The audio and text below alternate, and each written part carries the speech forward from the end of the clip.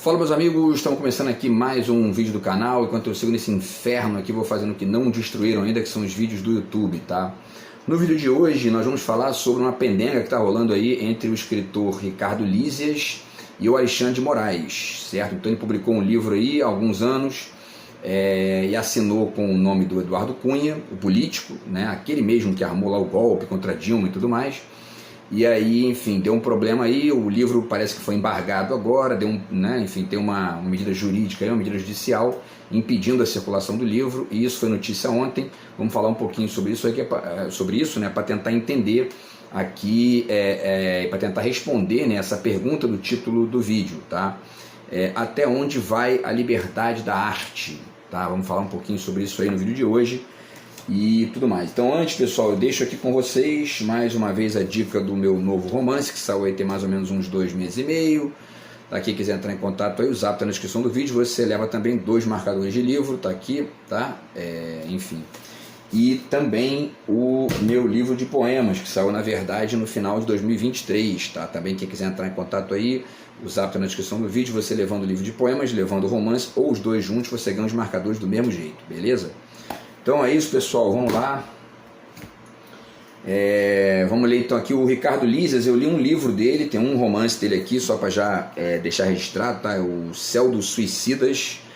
Esse romance aqui que é uma história dramática, né, e tal, tem um suicídio lá de um amigo do protagonista, e enfim, né, e aí tem uma série de questões aqui. O cara é um colecionador que não coleciona nada, tem lá são várias características diferentes lá, e ele vai refletindo sobre esse falecimento lá do amigo.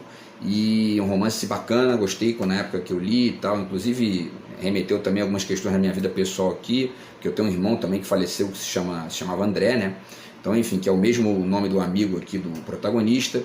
Então, enfim, de qualquer maneira, é um romance bacana e é o que eu tenho do Ricardo Lízias aqui, tá? E aí, pessoal, vamos lá, né? Então vamos ler, vamos falar aqui sobre esse problema aí, né? Para a gente tentar pensar nos limites da arte, até onde a arte pode ir, enfim, até onde a arte acha que pode ir, e uma série de discussões aí. Então vamos ler aqui a notícia, que foi a notícia de ontem, tá? Então, Publish News, tá? Vou deixar o link aí para vocês, tentar atualizar os anteriores também. Alexandre de Moraes manda recolher Diário da Cadeia, livro de Ricardo Lízias, lançado pela Record. O nome do romance é Diário da Cadeia, tá? E aí, ministro reverte decisão da Justiça do Rio e proíbe circulação do livro, ficção assinada por um pseudônimo. Escritor fala em censura à liberdade de criação artística.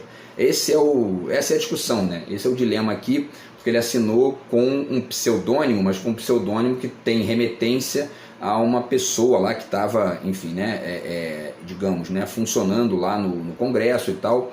Na época estava até já, enfim, né, já tinha até rolado lá o impeachment da Dilma e outras consequências e tudo mais, que era o Eduardo Cunha, né? O Eduardo Cunha se sentiu citado lá, se incomodou e tal, e aí deu esse problema, tá? E aí o Ricardo Lízias está dizendo, segundo a matéria aqui do Publish News, que está rolando aí uma censura à liberdade de criação artística.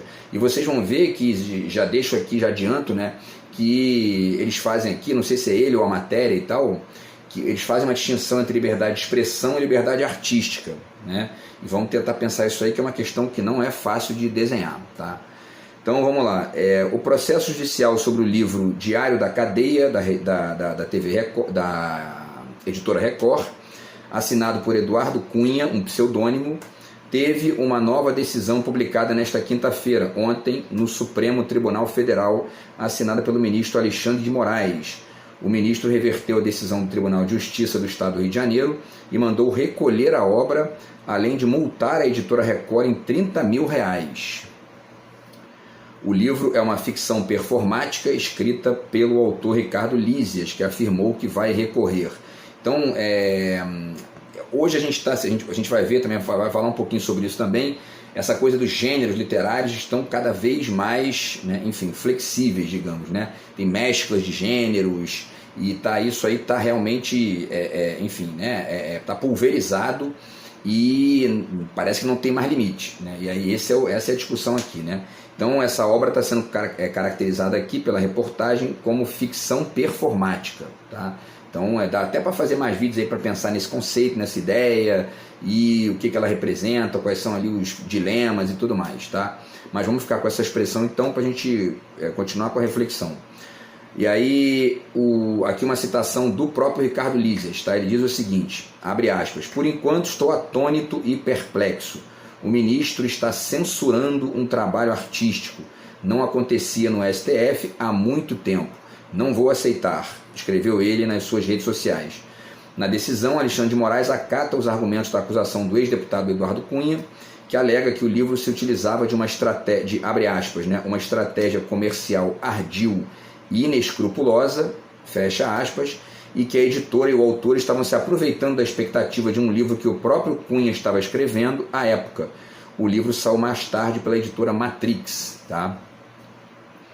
E a decisão diz o seguinte, abre aspas, a produção do referido livro induz o público ao erro, uma vez que sua redação e apresentação criam a impressão de que Eduardo Cunha é o verdadeiro autor da obra. Fecha aspas. Continuam eles, né? Observa-se que há uma exposição ao nome do autor que ultrapassa o mero direito à liberdade de expressão. Deste modo, muito embora seja reconhecida a liberdade de expressão, não se revela legítimo o uso irrestrito deste mandamento constitucional. Além disso, o fato de o autor ser pessoa pública e possuir o ônus de ser alvo de notícias da imprensa e opiniões alheias não autoriza o exercício abusivo do referido direito à liberdade de expressão. Na verdade, ninguém está sujeito, ninguém está, digamos, primariamente sujeito a isso só porque é uma figura pública, né? Você não pode difamar alguém porque a pessoa é pública. O problema é o seguinte, né? Quando a pessoa vira político, até mesmo uma personalidade, etc e tal, você começa a ter as piadas, começa a ter os memes, isso aí faz parte, né? Agora, tem um certo limite, porque você começa ali a atacar a vida pessoal e etc. Isso aí é um problema sério. O próprio Lula ganhou recentemente aí uma ação na justiça que proíbe de chamar ele de ladrão. Se chamar de ladrão, ele pode mover uma ação, mover um processo, porque a decisão judicial já foi deslocada e tudo mais. Então, quer dizer, tudo isso é um debate constante na sociedade, porque inclusive as redes sociais também são aí um terreno que é o terreno do imediato, né? O sujeito pensa alguma bobagem ali, escreve, então quer dizer, e aí depois, dá alguma cagada, dá algum problema, e aí depois as consequências vêm, né? Então de uma maneira ou de outra isso pode acontecer. Então enfim, tudo isso é importante de ponderar. Bom, para finalizar aqui, tá? Mais os últimos 2 parágrafos da reportagem, para a gente partir para a reflexão. Além da multa por dano moral e do recolhimento do livro, que na verdade já está esgotado, a decisão ainda concede um direito de resposta ao ex-deputado no site da editora. A Folha de São Paulo, o escritor, né, o Ricardo Lísias, disse que, abre aspas, o ministro confundiu liberdade de expressão com liberdade de criação artística. Essa é a discussão, né? A liberdade de criação não tem nenhum tipo de amarra, é o que ele afirma aqui. Será que não tem mesmo? É o caso da gente pensar aí, né? No interior de uma obra, o artista pode fazer o que bem quiser.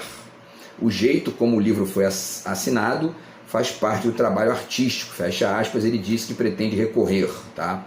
Bom, então essa frase é importante, né? Essa frase que ele diz aqui. Ele diz que a liberdade de criação não tem nenhum tipo de amarra. Nenhum tipo de amarra? Será que não tem mesmo? Será que vale tudo? Vale matar alguém, por exemplo? Vale, enfim, né? Criar algum problema sério na vida de alguém a partir de uma perspectiva pretensamente artística, porque o próprio sentido do que é arte, né, eu já fiz alguns vídeos aqui falando sobre isso, tá hoje radicalmente, vamos falar um pouquinho sobre isso aqui também, tá radicalmente, enfim, né, flexível, aberto, né? E aí vale tudo. Se você puder justificar isso num conceito qualquer, tem autor hoje aí que está defendendo até no nível teórico, na academia, fofoca, né? Então quer dizer, será que vale tudo mesmo? Vale tudo mesmo? É isso mesmo? Né?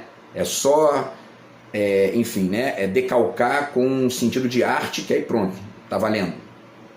É o caso de pensar aí, né?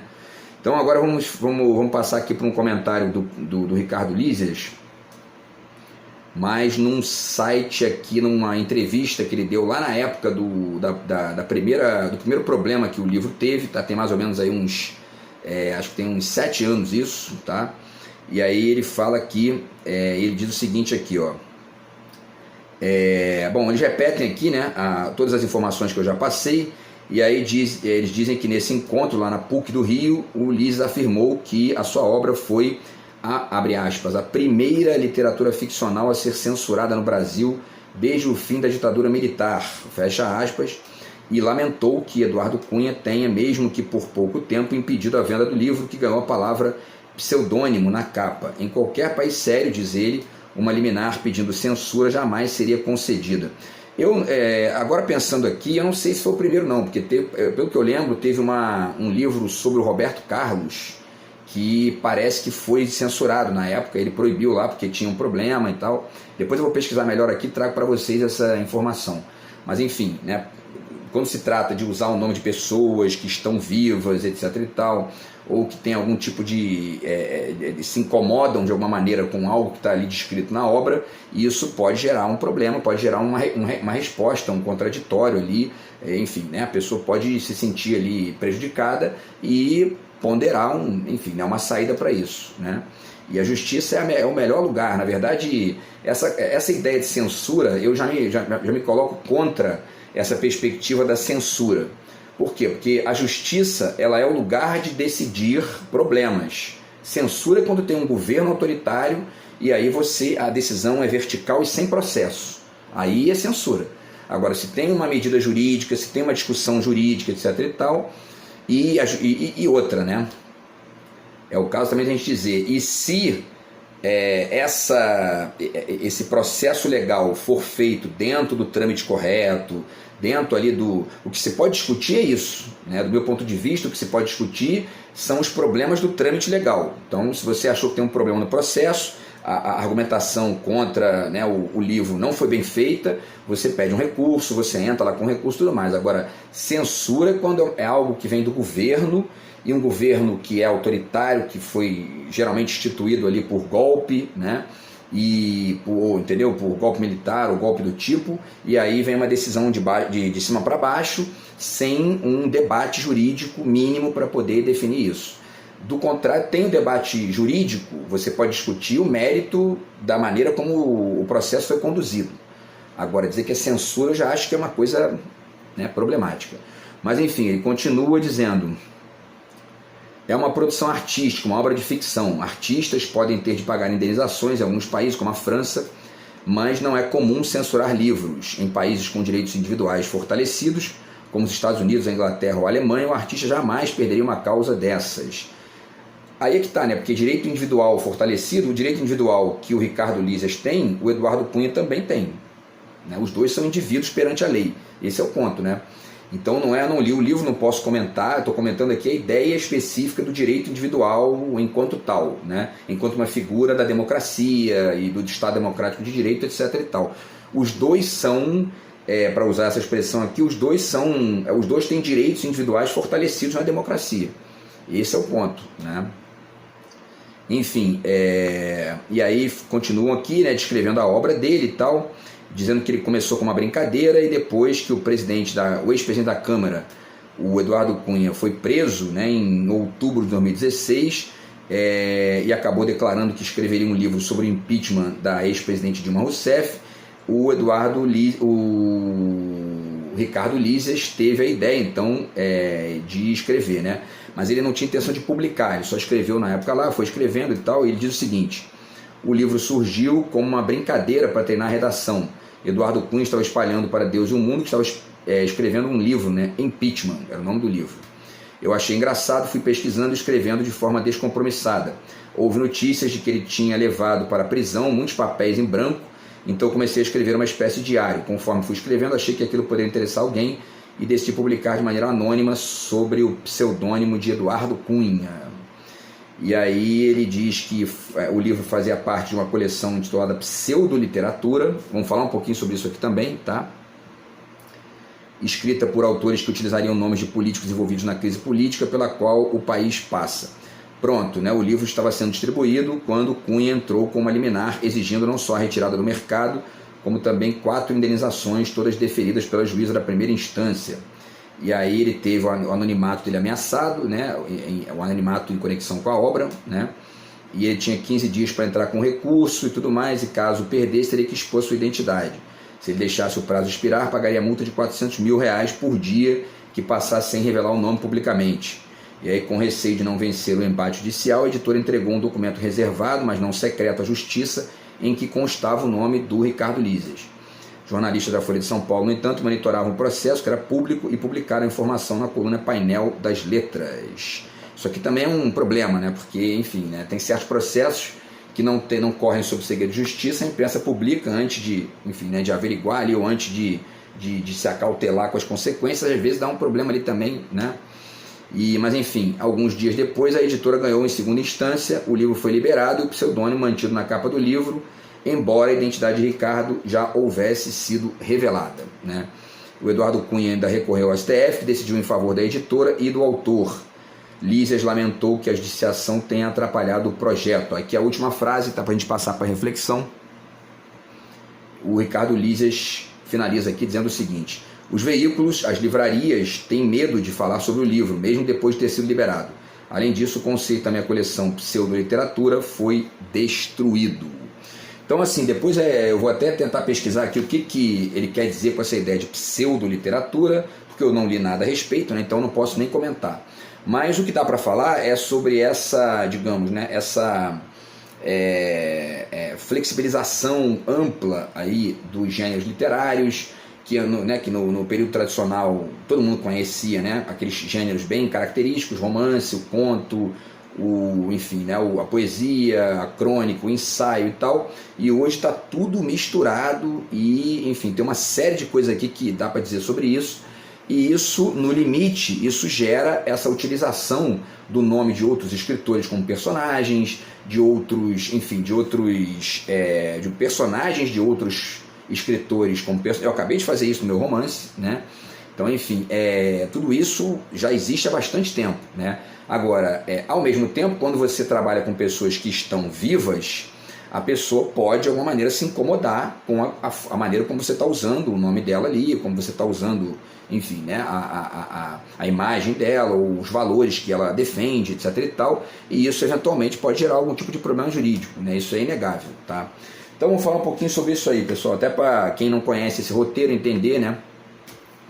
Tem essa ideia aqui de obra aberta, do Humberto Eco, tá? Que é basicamente isso, né? Quer dizer, a obra não está mais unificada e fechada, ela está dialogando com o entorno, e os componentes da obra também estão dialogando com o entorno. Isso é parte da discussão do meu romance lá, tá? O Litoraltura, né? Que eu apresentei aqui no início, tá? E essa abertura da obra, ela nasce das discussôes em torno do conceito de gênio, tá aqui, né? Dentre outras coisas, né? Mas especialmente aqui, esse livro aqui, por exemplo, eu não li ainda, mas eles estão discutindo aqui essa questão, ela, né? A Marjorie Perloff, o gênio não original, poesia por outros meios no novo século, tá? O gênio não original é porque o gênio tradicional do romantismo e que continuou vigorando até o início ali do século XX, modernidade, vanguarda, etc. e tal, era aquela figura que era entendida pela sociedade, pelo mundo e tal, como uma figura absolutamente original. Tudo que aquela pessoa faz é radicalmente novo, né? Isso foi sendo discutido e tudo mais. Foi se percebendo que, na verdade, ninguém nasce do nada, ninguém é totalmente... Não existe nenhuma obra, ainda que os personagens não existam em obras anteriores, etc. e tal, mas existe ali um diálogo de ideias, um repertório de estudo, de visão de mundo, tudo mais, do autor, que deriva da sua conexão com o mundo, com as outras pessoas, com as suas leituras, com os contextos de onde ela vive, enfim, com o seu debate com outras culturas, etc. e tal, né? Tudo isso está incorporado nessa discussão aqui, tá?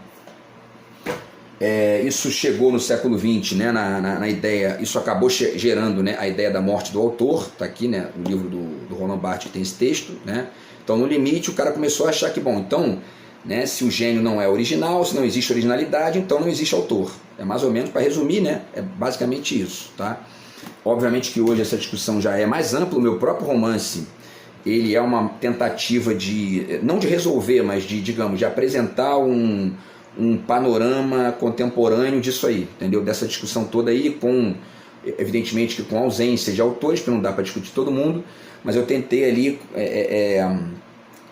colocar e interconectar ali algumas figuras importantes que representam certos elementos também importantes de todo esse roteiro aí, dessa discussão e etc e tal na história da literatura, tá? Então, quer dizer, e a morte do autor é um desses dilemas, né? E aí depois tem o Pierre Menard do Borges, que é o leitor que se transforma em autor, quer dizer, tudo isso é uma discussão grande aí, tá? Tudo isso também foi se desenvolvendo no século XX, e aí tem alguns livros aqui que eu vou só figurar a questão rapidinho para a gente poder depois finalizar com a reflexão. Tem esse livro aqui, tá? Pintura como Ato de Fronteira, do Hayek. Isso, né? Essa coisa do autor, leitor, obra, mundo, etc. e tal, né? O Ato de Fronteira é basicamente isso. Essa relação da obra com o mundo, a obra deixa de estar fechada ali, totalmente unificada, né? Numa perspectiva, digamos, isolada do resto, e passa a ser percebida como algo poroso e até mesmo em zigue-zague, né? Que é a figura que o Lorenzo Mami usa ali, né? E é justamente o texto dele que eu apresento aqui agora, tá? Tem aqui essa questão ele tem um texto aqui muito legal chamado As Bordas, que ele discute a questão da moldura da pintura, como que a moldura vai se abrindo, vai se conectando com o mundo, vai recebendo influências do mundo, vai influenciando o mundo também, etc. e tal. Tudo isso é importante nessa discussão toda aqui, tá? O que mais, pessoal? E aí tem esse trabalho aqui também do Afonso Romano de Santana, que é o Enigma Vazio, e aqui é que entra a questão, né? Porque o Marcel Duchamp, que é um dos nomes mais importantes aí do cubismo, não, do dadaísmo, né? Ele criou lá o Red-Made, né? Que é justamente essa figura que é a alteração do sentido padrão, tradicional, comum, normal dos objetos, né? E aí isso altera radicalmente ali a discussão também. Agora, isso tem os seus prós e os seus contras, porque isso abre ali uma espécie de, para usar uma expressão que eu nem gosto muito, mas uma caixa de Pandora, né? Que aí começa a valer tudo. Enfim, né? Então, por exemplo, se você, sei lá, né? Se você pega uma fruta, né? Num supermercado, uma manga, ou enfim, né? Uma fruta qualquer, e aí você leva para uma livraria e espreme, né, joga ali a fruta num livro, né? Você tirou a fruta do seu local ali padrão, jogou em outro, mas destruiu ali um livro. Então, quer dizer, até onde você pode fazer uma coisa dessa, até quando isso é aceitável, até quando gera aí, enfim, né? E mais, né? Até quando gera algo efetivamente crítico. Né? Não tanto no sentido, digamos, no sentido massificado, né, de muita gente entender, mas mesmo ali naquele espaço mínimo que você usou para fazer isso, né? É uma discussão e muitas vezes não gera nada nesse sentido. Não estou dizendo que é o caso do livro do Ricardo Lise, porque eu não li o livro, mas enfim, tem muitas vezes que não gera nenhum tipo de deslocamento mais amplo, né? E aí acaba nisso aqui que o Afonso Romano está chamando de enigma vazio, com as suas várias variáveis aqui, né, que ele desenha aqui, tá? Ele fala inclusive aqui na página 60 e 61, ele fala das formas falsas do neutro, né? Porque é essa questão, né, que de certa forma isso está nas entrelinhas da frase do Ricardo Lise, quando ele diz o autor não tem amarras, não existe, o artista não pode ter amarras, né?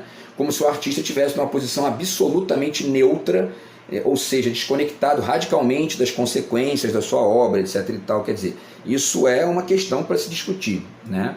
E aí o Afonso Romano fala aqui, né, que, por exemplo, uma das consequências, né, dessas formas falsas do neutro, que são derivadas do Red-Made do Duchamp e também, de certa forma, de algumas releituras que foram feitas sobre ele, por exemplo, né, que ele cita aqui Otávio Paz, o próprio Roland Barthes, etc. e tal, ele diz que no plano social e político o neutro é sinônimo de alienação e de refúgio no egocentrismo.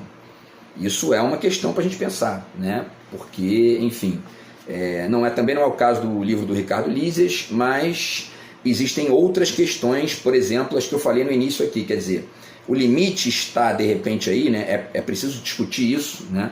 Mas o limite está na maneira como o outro recebe, o outro que está ali sendo deslocado, digamos, né, nessa perspectiva artística, se incomoda ou não com aquela utilização ali, né? E aí, a partir de um debate jurídico, você eventualmente chega aí numa decisão de que, realmente faz sentido esse argumento aí, essa obra realmente, né, criou uma imagem pública problemática do cara, ou não, isso aí é um exagero, não foi bem assim, etc. e tal. Tudo isso é o debate, né? Não dá para estabelecer uma perspectiva, digamos, a priori sobre isso, talvez aí apenas no nível de um texto jurídico, digamos, que tem um valor, né, talvez ali algo axiomático e que você possa jogar com as variáveis disso, mas cada caso é um caso, porque é assim, né? Se eu pego ali de repente uma pessoa pública e crio um romance transformando essa pessoa pública num vilão, sei lá, né, um serial killer, né, num matador sacou, de 20, 30 pessoas ao mesmo tempo, de repente o cara vai olhar e vai dizer, pô, peraí, né? Entendeu? Isso aí vai gerar um problema para mim. Então, quer dizer, isso é um dilema, né? Quer dizer, até onde está o limite disso? A gente tem que pensar, porque o limite disso e a discussão que está em torno dessa distinção entre liberdade de expressão e liberdade artística, no limite, né, vai acabar numa lógica jurídica e num debate com o devido processo legal e argumentação, contraditório e etc e tal. Não tem outro jeito, né? Enfim, e aí, voltando aqui, pessoal, essa aparente ou pretensa neutralidade do artista, que está tanto na expressão ali apresentada pelo Ricardo Lises, pelo menos nas entrelinhas, né, quanto também naquela releitura do Afonso Romano, a gente pode ler isso aí a partir da chave da homologia, né, que é uma questão aqui levantada pelo Jameson nesse livro aqui. Homologia é basicamente isso, quer dizer, você começa a perder a referência da diferença. A arte é tudo, não importa, é artista, ele pode fazer qualquer coisa. Quer dizer, pode colocar ali um elefante, pode colocar uma pessoa com barriga de elefante, enfim, né? Eu estou aqui pensando aqui rápido, mas, ou seja, se eu quiser, eu transformo aí, enfim, uma figura pública qualquer num assassino em série, num romance, né? E aí? Como é que isso, né? Será que realmente é assim mesmo? Né? Tem que pensar nisso aí. E aí, bom, né? E aí alguns exemplos aqui, tá? Rapidamente, só de autores, de escritores que fizeram isso, mas não, enfim, né? Causando problema, tá? O José Saramago transformou o Fernando Pessoa em personagem aqui, né? Nesse livraço aqui, nesse romance bacana dele, O Ano da Morte de Ricardo Reis, tá? O Jô Soares também está aqui, o Xangô de Baker Street, ele aqui está jogando com vários personagens da história da literatura e mesmo da sociedade brasileira da época lá, do início do século XX, inclusive o Sherlock Holmes, né, no caso aí um personagem do Arthur Conan Doyle, tá? Então é muito bacana esse romance do Jô aqui também, que está nesse registro aí, tá? Tem essa peça de teatro aqui do Vladimir Sorokin, o Dostoiévski Trip, tá? que ele joga aqui, né? Ele utiliza vários personagens do Dostoiévski, que está nessa peça aqui, tá? E tem também, por último aqui, nessa sequência rápida aqui de exemplos, esse livro aqui do Ivan Jaffe, Projetos Póstumos de Brás Cubas, que ele está modificando aqui a lógica do projetos do romance do Machado de Assis, né? Memórias Póstumas de Brás Cubas, tá? Então, quer dizer, é legal também esse romance aqui dele. E aí, pessoal, para finalizar, eu deixo aqui algumas dicas rápidas de livros que discutem essa questão aí, ou melhor, eu vou até deixar isso aqui para fazer com um próximo vídeo, também para ampliar essa discussão, mas apenas para deixar alguns exemplos aqui com vocês e uma reflexão final, tá? Então, quer dizer, a gente tem aí na história alguns casos de artistas que morreram em apresentações, né? Porque teve ali uma falha de segurança, teve um problema. Então, quer dizer, por exemplo, o Ian Arnaud, um acrobata do Cirque du Soleil, morreu após cair de uma altura de 4,5 metros em 2018, né? E depois também teve antes, né? Teve uma moça chamada Sarah Guillot, que também faleceu, né? Era também acrobata do Cirque du Soleil, caiu de uma altura de 15 metros, né? Estava sendo içada, né, por cabos para fazer uma apresentação em Las Vegas e também morreu. Quer dizer, até onde vai o limite da arte, né? Tem outros exemplos aqui, mas enfim, para finalizar, né, não vai dar tempo aqui de dizer todos os exemplos. Isso aqui é um caso extremo, né, assim como alguns que eu citei aqui, mas é nos casos extremos que a gente discute essas questões, né? E aí, para finalizar, eu diria aqui que a minha reflexão, digamos, a minha conclusão parcial dessa questão, né, obviamente que tem que pensar mais aí, tem que ler mais, mas seria o seguinte aqui, ó. O limite tem que ser o espaço do outro, ou seja, daquele que não quer participar ou daquele que se sente ofendido no nível da honra e, portanto, da sua reputação com algum tipo de, enfim, de obra de arte ou pretensamente artística que desloque ali a figura da pessoa para um outro nível, né? Então, e aí essas questões, como eu falei aqui, em alguns níveis aí, alguns momentos aqui desse vídeo, no limite só pode ser discutido na justiça, não tem outro jeito, né? Então é isso, tá, pessoal? E eu acho que, eu também não diria que é censura no sentido histórico do termo, né? Eu acho que tem uma questão aí jurídica e você defende o argumento e enfim, verifica lá o contraditório, né? Eu acho que esse é o ponto aí, beleza? Então é isso, pessoal. De repente eu faço mais um vídeo aí sobre isso, dá para falar de uns outros detalhes aqui. A gente se fala no próximo vídeo do canal. Um grande abraço aí, tamo junto. Fui!